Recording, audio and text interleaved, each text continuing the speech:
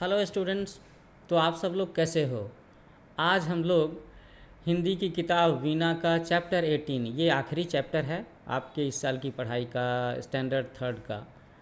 तो ये कविता पढ़ने जा रहे हैं जिसका नाम है हम अनेक किंतु एक। हम अनेक किंतु एक, अनेक और एक भी हैं और अनेक भी हैं, है ना।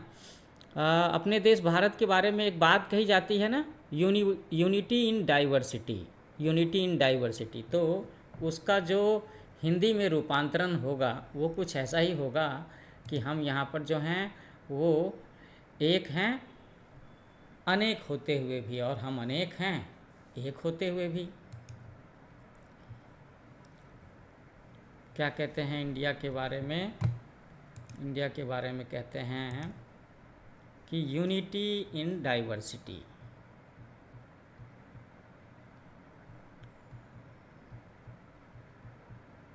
ये बात कहते हैं। चलो बच्चों, तो आगे मैं समझाऊंगा।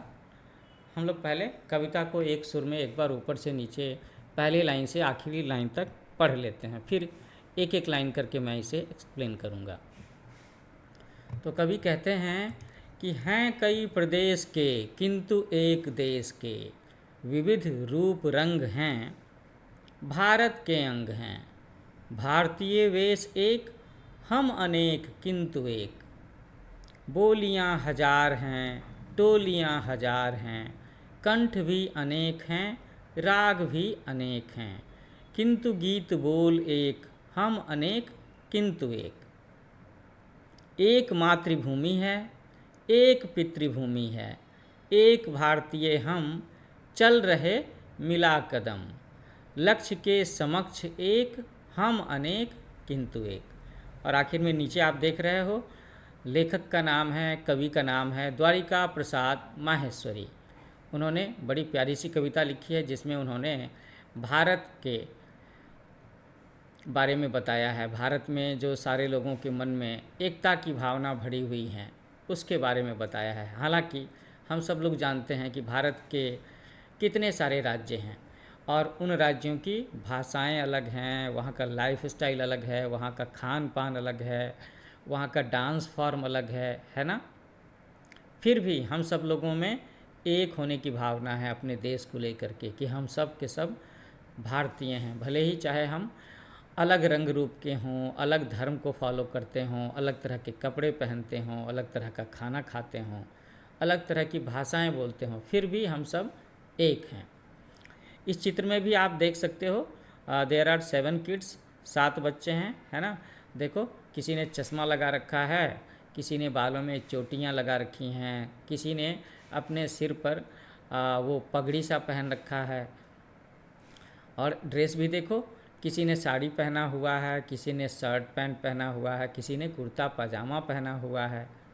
तो ये हमारे देश की डाइवर्सिटी को दिखाता है कि यहाँ पर इतने अलग अलग तरह के लोग हैं, लेकिन मन से, हृदय से सबके सब एक हैं। और वो एक क्या हैं? वो सबके सब भारतीय हैं। ये बात।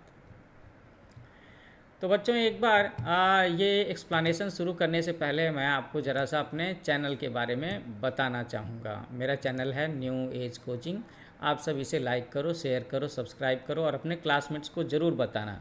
जिन बच्चों का स्कूल में ये चैप्टर अटेंड करना छूट गया है तो वो घर पर आकर के मेरे यूट्यूब चैनल से इस चैप्टर की पढ़ाई अच्छे से कर सकते हैं। जिन्होंने स्कूल को लेट से ज्वाइन किया है उनके लिए भी ये काफ़ी उपयोगी है। और तो और, अगर आपके एग्ज़ाम्स आने वाले हैं, है ना, जब एग्ज़ाम्स आने वाला हो, एनुअल एग्ज़ाम आने वाला हो, तो आखिर के समय में होता है ना कि भैया मुझे चैप्टर का रिवीजन करना है, तो उस समय में भी आपको मेरा ये लेक्चर आपके लिए बड़ा उपयोगी साबित होने वाला है। ठीक है, तो अब आगे हम लोग चैप्टर की पढ़ाई शुरू करते हैं, एक्सप्लेनेशन शुरू करते हैं, एक एक लाइन। तो कविता का नाम है हम अनेक किंतु एक, हैं कई प्रदेश के किंतु एक देश के। तो आप सब लोगों को पता है क्या कि हमारे देश में कुल मिलाकर के कितने प्रदेश हैं? पहले तो मैं बता दूं कि अगर प्रदेश शब्द समझने में किसी को दिक्कत आ रही है तो आप इसे समझ सकते हैं स्टेट से, है ना, राज्य। प्रदेश, क्षेत्र, इन शब्दों से हम लोग समझ सकते हैं प्रदेश को। जैसे कहते हैं ना उत्तर प्रदेश, हिमाचल प्रदेश, मध्य प्रदेश, तो राज्यों के नाम ही तो हैं और उनके साथ में वो प्रदेश शब्द लगा हुआ है।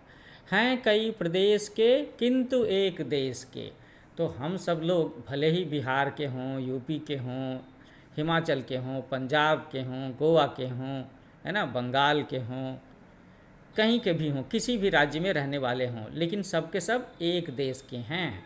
और वो हमारा एक देश क्या है? वो है हमारा प्यारा भारत। विविध रूप रंग हैं।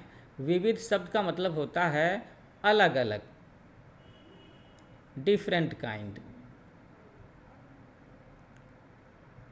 अलग अलग, ये मतलब होता है विविध का। तो हम सब लोगों का रूप रंग अलग अलग है ना, कोई गोरा है, कोई सांवला है कि नहीं? अच्छा, फिर हम सब लोगों के धर्म भी अलग अलग हो सकते हैं, हम सब लोगों की भाषाएं अलग हो सकती हैं, हम सब लोगों का खान पान अलग हो सकता है। तो विविध रूप रंग हैं, तो यहाँ पर पर्टिकुलरली रूप रंग की बात की गई है। तो रूप रंग में हम लोग कह सकते हैं कि हमारा चेहरा मोहरा, हमारा लुक, वो अलग अलग हो सकता है और है भी। कहीं के लोग आपको काफ़ी गोरे मिलेंगे तो कहीं के लोग सांवले मिलेंगे, कहीं के लोग अलग तरह के कपड़े पहनते हैं और कहीं अलग तरह के कपड़े पहनते हैं। खान पान में भी ज़मीन आसमान का अंतर है। हाँ, बंगाल की तरफ में और केरला की तरफ में जो हमारा खाना होता है उसमें चावल की प्रधानता होती है, और अब पंजाब दिल्ली की तरफ चले जाओ तो उधर गेहूं की प्रधानता होती है ना। तो हैं कई प्रदेश के किंतु एक देश के, विविध रूप रंग हैं भारत के अंग हैं। तो हम लोग चाहे किसी भी प्रदेश में रहने वाले हों, किसी भी राज्य में रहने वाले हों, हमारा चेहरा मोहरा, हमारा खान पान चाहे जितना भी अलग हो, हम सब के सब भारत के अंग हैं, है ना, भारत के हिस्से हैं। कहाँ के हैं? भारत के ही हैं। जैसे शरीर के अलग अलग अंग होते हैं ना, हाथ पैर सिर पेट मस्तिष्क, लेकिन है तो एक ही शरीर का हिस्सा। वैसे ही हम चाहे किसी भी राज्य के रहने वाले हों, हमारा चेहरा मोहरा रंग रूप कैसा भी हो, हम सब लोग भारतीय हैं। भारतीय वेश एक, हम अनेक किंतु एक, है ना। तो हम सब लोगों ने एक वर्चुअल ड्रेस पहना हुआ है, वो है भारतीय होने का। कि चाहे हमारा कपड़ा खान पान पहनावा बोलचाल कुछ भी अलग हो, हम लोग मन से और हृदय से भारतीय वेश पहने हुए हैं। हम अनेक किंतु एक, भले ही हम में लाख अंतर हों, लेकिन हमारी भावना देश के प्रति एक है ना। यही बात कही जा रही है। इस पंक्ति को कवि ने बार बार दोहराया भी है कि हम अनेक किंतु एक। आगे की लाइंस देखते हैं। बोलियां हजार हैं, टोलियां हजार हैं। तो यहाँ पर बोली का मतलब है क्षेत्रीय भाषा से। अब जैसा कि हम लोगों ने कहा कि भाई हमारे राज्य अलग अलग हैं, तो ज़रा सा सोच करके बताओ, क्या बिहार में जो बोली बोलते हैं, जो भाषा बोलते हैं, वही हम लोग केरला में बोलते हैं क्या? और जो केरला में बोलते हैं वही पंजाब में बोलते हैं क्या? पंजाब के लोग पंजाबी भाषा बोलते हैं, केरला के लोग तेलुगु बोलते हैं, बिहार के लोग हिंदी भोजपुरी बोलते हैं। फिर आप वेस्ट बंगाल चले जाओ तो वहाँ पर लोग बंगाली भाषा बोलते हैं, है ना। तो बोलियां हजार हैं। तो ये तो हर राज्य की बोलियां ही नहीं है, हर राज्य में कई बार अलग अलग ज़िलों की भी जो भाषाएं हैं वो भी अलग अलग हैं। तो बोलियां हम लोग उसे कहेंगे यहाँ पर। टोलियां हजार हैं। अब टोलियां हजार कैसे हो सकती हैं भाई? तो हमारे देश में जो रहने वाले लोग हैं उनके धर्म अलग अलग हो सकते हैं। धर्म में भी अलग अलग पंथ हैं, है ना। और अलग अलग पंथ में भी फिर अलग अलग जातियां भी हैं, अलग अलग जातियां को हम लोग कहेंगे कास्ट। तो आपको अंदाज़ा लग जाएगा कि हमारे देश में कितनी विविधता है ना। अलग अलग धर्म के मानने वाले लोग हैं, एक ही धर्म में दो चार अलग अलग पंथ को मानने वाले लोग हैं, और हर पंथ में न जाने कितनी जातियां हैं। एक एक धर्म में मुझे लगता है 100 जातियां, 200 जातियां भी हो सकती हैं। तो हो गई ना अलग अलग टोलियां। टोलियां का मतलब यहाँ पर हो गया ग्रुप से। कंठ भी अनेक हैं, राग भी अनेक हैं। अच्छा, अब देखो एक और बात है कि सबके ना संगीत का जो फॉर्म है वो भी अलग अलग है। संगीत की दुनिया, हर राज्य की संगीत की दुनिया भी अलग अलग है।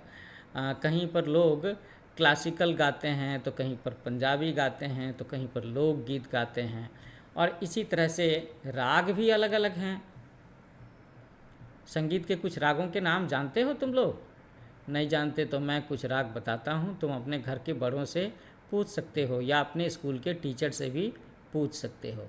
तो जैसे रागों के नाम हैं, एक राग है भैरव, भैरवी, यमन, एक राग है देश राग, और एक तो दीपक राग भी है। दीपक राग के बारे में खास बात क्या है पता है? कहते हैं कि जब तानसेन ने दीपक राग गाया था तो उनके शरीर के कपड़ों में आग लग गई थी। तो ये कहानी फिर बाद में कभी सुनाएंगे। अभी तो मैंने बता दिया कि हमारे देश के अलग अलग क्षेत्र में रहने वाले लोगों के संगीत का फॉर्म भी अलग अलग है। कहीं पर हिंदुस्तानी गाते हैं, तो कहीं पर कोंकणी गाते हैं, है ना, और उन सब के फिर राग भी अलग अलग हैं। तो पेज तो भर गया। तो एक बार इस पेज पर जो कुछ भी लिखा है उसे मुझे मिटाना होगा। सारी चीज़ें नहीं मिटाता, कुछ रहने देता हूँ, फिर हम लोग आगे की पंक्तियाँ पढ़ेंगे। तो कैसी लग रही है ये कविता? हैं कई प्रदेश के किंतु एक देश के, विविध रूप रंग हैं भारत के अंग हैं, भारतीय वेश एक हम अनेक किंतु एक, है ना। अब हम लोग अगले पेज पर चलते हैं। तो बोलियां हजार हैं, टोलियां हजार हैं, कंठ भी अनेक हैं, राग भी अनेक हैं, किंतु गीत बोल एक हम अनेक किंतु एक। तो हम लोगों ने क्या कहा कि भाई देश के अलग अलग क्षेत्रों में संगीत की विधा अलग अलग है, उसमें रागों के नाम भी अलग अलग हैं, किंतु गीत बोल एक। लेकिन उन गीतों में, उन बोलियों में जो भाषा है, जो भावना छिपी हुई है, वो काफ़ी हद तक एक ही है ना। उसमें कौन सी भावना है? तो उसमें भारतीय होने की भावना है, सच्चा होने की भावना है, ईमानदारी की भावना है। और गीत में काफ़ी सारे गीत तो किस चीज़ के बारे में होते हैं? भगवान की भक्ति के बारे में होते हैं गीत। तो ये जो भावनाएं हैं ये सब के सब एक हैं, इसीलिए लिखा है किंतु गीत बोल एक हम अनेक किंतु एक। मतलब इतनी सारी विभिन्नता होते हुए भी हम क्या हैं? तो हम भारतीय हैं और हम एक हैं, ये कह रहे हैं। आगे की पंक्तियाँ, एक मातृभूमि है, एक पितृभूमि है, एक भारतीय हम चल रहे मिला कदम। तो हम सब लोगों का मदरलैंड क्या है? भारत। मातृभूमि यही है जहाँ हमारा जन्म हुआ। तो हमारी मातृभूमि और पितृभूमि एक ही है, दैट इज़ भारत, इंडिया। एक भारतीय हम, और हम सब लोग भारतीय हैं, क्योंकि हम सब के सब लोग यूनाइटेड हैं। यहाँ बार बार जो एक शब्द को लिखा गया है ना, इसके पीछे में मतलब यही है, एकता का भाव, एकता का भाव, यूनाइटेड रहने का भाव, है ना, जो हमारे अंदर में यूनिटी है उसके बारे में। कि एक मातृभूमि है, एक पितृभूमि है, एक भारतीय हम चल रहे मिला कदम, है ना। हम सब लोग भारत को विकास के रास्ते पर, प्रगति के रास्ते पर, दुनिया में सबसे अच्छा, बड़ा, शक्तिशाली और बुद्धिमान देश, धन संपदा वाला देश बनाने के रास्ते पर एक साथ मिलकर के कदम मिला करके चल रहे हैं। लक्ष्य के समक्ष एक हम अनेक किंतु एक, है ना। तो हमारा लक्ष्य क्या है? हमारा लक्ष्य है कि भारत को सर्वश्रेष्ठ बनाना, यही हमारा लक्ष्य है।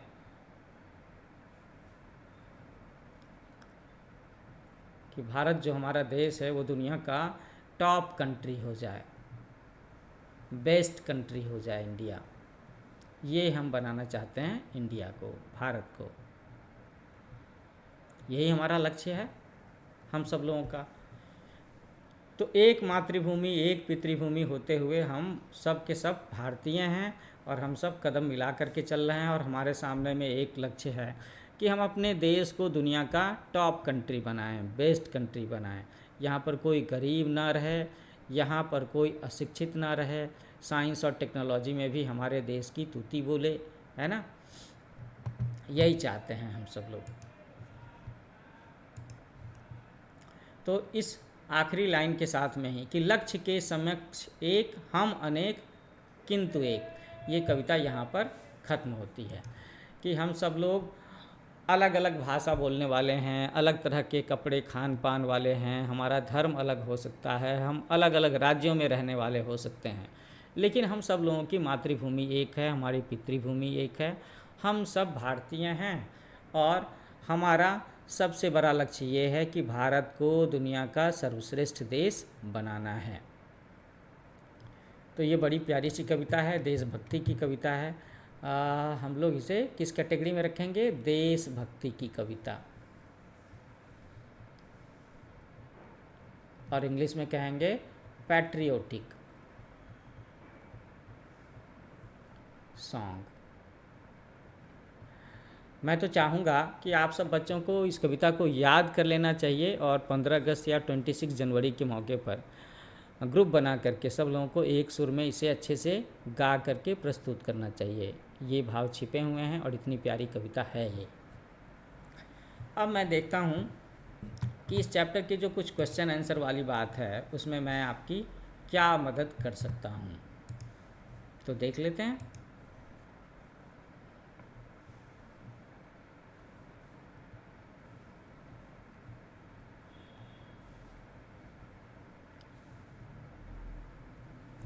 आप किस देश में रहते हैं और आपका प्रदेश कौन सा है? तो अगर कोई मुझसे पूछे तो मैं कहूँगा कि मैं भारत देश में रहता हूँ और मेरे प्रदेश का नाम बिहार है। तो आप सब बच्चे भी अपने अपने प्रदेश का नाम, स्टेट का नाम लिख करके कमेंट में मुझे बता सकते हैं। मुझे इंतज़ार रहेगा आपके इस कमेंट का। मुझे पता तो चलेगा कि हाँ, जो बच्चे भी मेरा ये लेक्चर, ये वीडियो देख रहे हैं वो आखिर कहाँ के रहने वाले हैं। आपके घर में कौन सी भाषा बोली जाती है? तो मैं अगर अपने घर की भाषा बात करूं तो मुजफ्फरपुर बिहार में जो भाषा घर में बोली जाती है उसे बोलते हैं वज्जिका। तो ये आपकी क्षेत्रीय भाषा है। तो आप सब लोगों को भी अपने अपने क्षेत्र की भाषा लिखना है। आपके घर के आसपास में लोग कौन सी भाषा बोलते हैं? तो मैं अगर अपने घर की बात करूं तो मेरे घर के आसपास में लोग भाषा की बात करें तो भाषा तो सब के सब हिंदी ही बोलते हैं, है ना। लेकिन अगर क्षेत्रीय भाषा की बात करें तो सब कुछ लोग मैथिली बोलने वाले हैं, कुछ लोग भोजपुरी बोलने वाले हैं। एक और बात है, कुछ और भी ज़्यादा पढ़े लिखे लोग हैं तो वो इंग्लिश बोलने वाले भी हैं, है ना। मेरे घर के आसपास में कुछ साउथ इंडियन लोग भी आकर के बस गए हैं। सभी प्रदेश अलग हैं लेकिन सबका देश एक ही है। तो आपके मित्रों की टोली में कौन कौन है? तो आपके मित्रों की टोली, तो ये बच्चे ये सवाल जो है ये तो मैं आपके ऊपर में छोड़ता हूँ कि आपके क्लास में जो बच्चे हैं उनमें से जो आपके दोस्त हैं उनसे पूछ करके आप लिखो कि वे सब के सब आखिर किस स्टेट के रहने वाले हैं। Which state do they belong, है ना। हम अनेक हैं किंतु एक हैं, उदाहरण देकर के इस बात को समझाइए। तो उदाहरण तो बड़ा आसान है। जैसे हम लोग अगर किसी क्लास में पढ़ाई कर रहे हैं, 3rd क्लास में ही हो तुम सारे के सारे लोग, तो सबके सरनेम अलग अलग हो सकते हैं। कुछ पगड़ी पहनने वाले, कुछ टोपी पहनने वाले बच्चे हो सकते हैं, कुछ हिंदू और मुसलमान हो सकते हैं, है ना। किसी के घर पर उर्दू बोली जाती होगी, किसी के घर पर इंग्लिश बोली जाती होगी, किसी के घर पर हिंदी बोली जाती होगी, कुछ संस्कृत वाले भी बच्चे हो सकते हैं। तो धर्म अलग अलग हो गए। हो सकता है तुम्हारी क्लास में पढ़ने वाले बच्चों में कुछ बच्चे पंजाब से आए हुए हों, वेस्ट बंगाल से आए हुए हों, जम्मू कश्मीर से आए हुए हों, दिल्ली से आए हुए हों, उनके पापा का ट्रांसफ़र हो गया हो। लेकिन जब क्लास में सब के सब बैठते हैं तो सब के सब क्या कहलाते हैं? सब के सब कहलाते हैं क्लास 3 स्टूडेंट्स। उस समय लोग भूल जाते हैं ना कि वे किस राज्य के रहने वाले हैं, कहाँ से आए हैं। कविता में भारत के विविध रूप रंग के बारे में बताया गया है। तो विविध रूप रंग का अर्थ है अलग अलग तरह की, अलग अलग भाषा, बोली, धर्म, है ना, पहनावा और खान पान, ये है अलग अलग तरह का। ओके, चलो तो सेकंड क्वेश्चन भी सॉल्व हो गया। आगे बढ़ते हैं। चल रहे मिला कदम, इस पंक्ति में किनके कदम मिला करके चलने की बात कही गई है? तो सब लोगों के द्वारा, सब लोगों के की एकता की बात कही गई है, उनके कदम मिला करके चलने की बात कही गई है। कविता से समान ध्वनि वाले शब्द छांट करके लिखिए, राइमिंग वर्ड्स।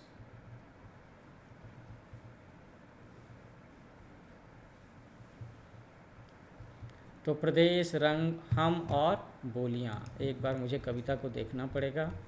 प्रदेश, रंग, बोलियां। प्रदेश का राइमिंग वर्ड है देश, रंग के लिए है अंग, बोलियां के लिए है टोलियां। हो गया, तब तो हम लोग लिख ही सकते हैं।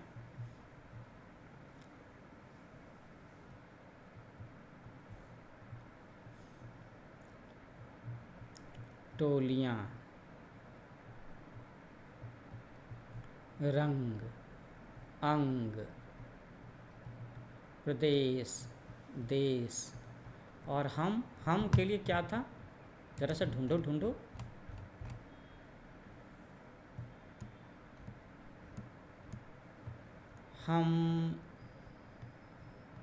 हम के लिए कदम, हम के लिए है एक शब्द, वो मिल गया मुझे, कदम, वो राइमिंग वर्ड है।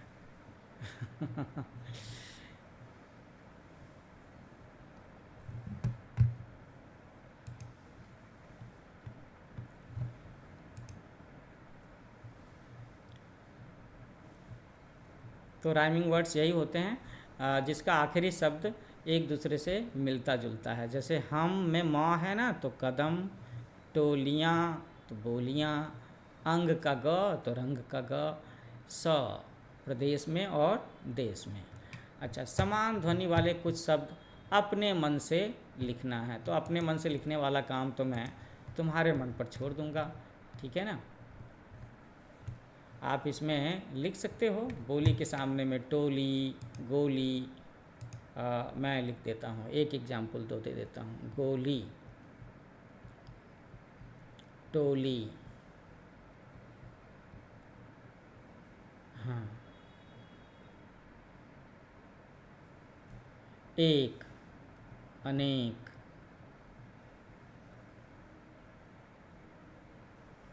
राग, भाग, बता दिया ना, आग। तो बाकी आप लोग थोड़ा सा सोचो, इसे भी खुद से करने की कोशिश करनी चाहिए आपको। Do it your self. अगर नहीं हो रहा हो तो मुझे कमेंट्स में लिखना, मैं इसके जवाब भेज दूंगा या फिर एक वीडियो ही बना दूंगा।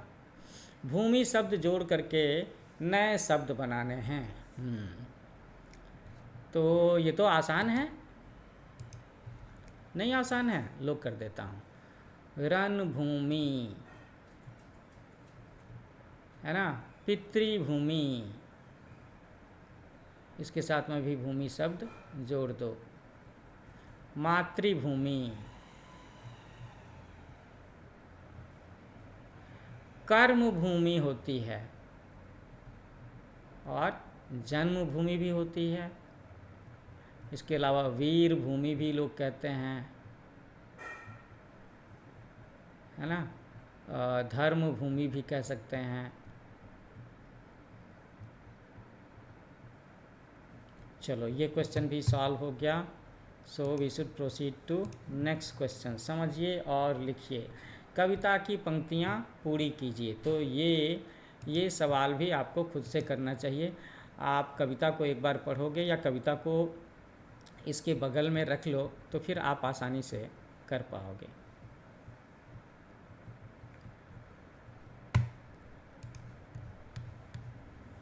सही अर्थ की जोड़ी बना करके लिखना है। तो मैं जोड़ी बना देता हूँ, लिख लोगे आप लोग। तो कंठ गला के साथ में, पहनावा वेशभूषा के साथ में, विविध कई प्रकार के, समक्ष का मतलब होता है सामने। तो ये भी हो गया सॉल्व।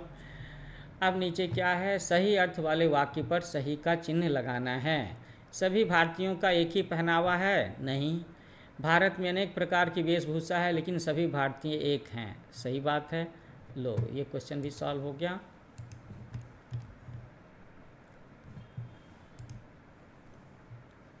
सभी भारतीयों का एक ही पहनावा नहीं है, एक ही है। बोलियां हजार में, हजार का अर्थ है बहुत सारी बोलियां, है ना, हजार बोलियां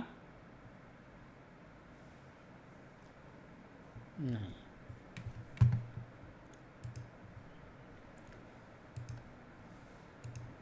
आगे बढ़ते हैं। पढ़िए और जानिए। अच्छा, मेरा नाम गुरप्रीत है, मैं अमृतसर का रहने वाला हूँ। मैं बोल नहीं सकता, मैं संकेत भाषा में बात करता हूँ। खाने में मुझे मक्के की रोटी और सरसों का साग पसंद है। अच्छा, मैं मणिपुर में रहती हूँ।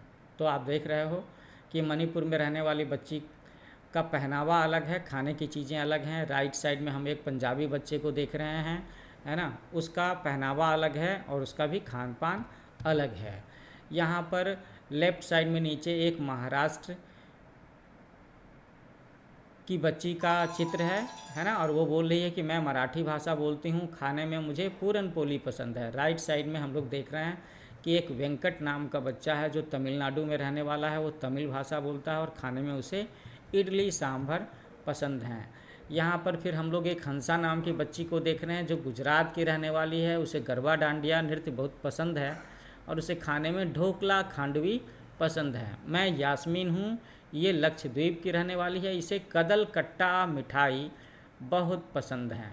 तो इन चित्रों के साथ में जो ये सवाल है, ये तो बड़े आसान सवाल हैं, तो मैं चाहूँगा कि इस सवाल के जवाब आप खुद ही करो। So you have to do it yourself, क्योंकि सब बच्चों का जो इंट्रोडक्शन है वहाँ पर उसके सवाल के जवाब लिखे हुए हैं, बिल्कुल लिखे हुए हैं। इसको क्या पसंद था? गरबा डांस पसंद था, है ना। इसको क्या पसंद है भाई? तो इडली सांभर पसंद है। तो मैं तो अगर बताऊंगा तो फिर तो सारे के सारे आंसर ही हो जाएंगे। मराठी भाषा बोलती है। चलो,